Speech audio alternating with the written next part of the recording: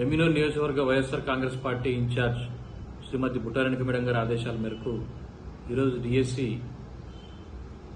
అభ్యర్థుల కోసం నిర్వహించినటువంటి ఈ ప్రెస్ మీట్లో వారి యొక్క అభ్యర్థనను దాని గురించి మాట్లాడడం జరుగుతుంది. సబ్జెక్టుల వారీగా మెరిట్ లిస్టును అలాగే కట్ ఆఫ్ లిస్టును విడుదల చేయాలి. ఆ విధంగా విడుదల చేయకుండా డిఎస్సి అభ్యర్థులకు అయోమయ పరిస్థితుల్లో నెలకొన్నారు. ఇదేమీ విడుదల చేయకుండా కౌన్సిలింగ్ కు రమ్మని వాళ్ళు పిలిస్తే వాళ్ళు ఏ విధంగా ప్రిపేర్ కావాల్సిన అవసరం కూడా వాళ్ళకి తెలియలేకపోతుంది.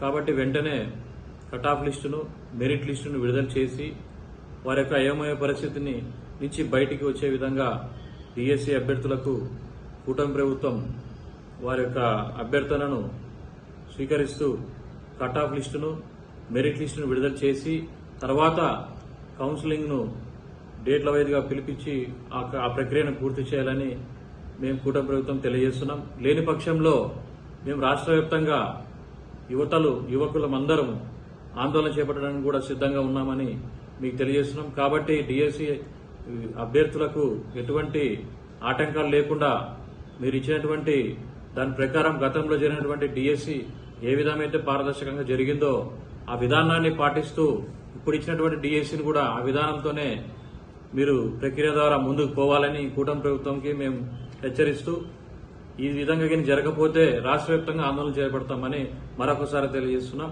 నా పేరు D Nazeer Ahmed, municipal vice chairman, యువజన విభాగ అధ్యక్షుడు, ఎమ్మిగనూరు.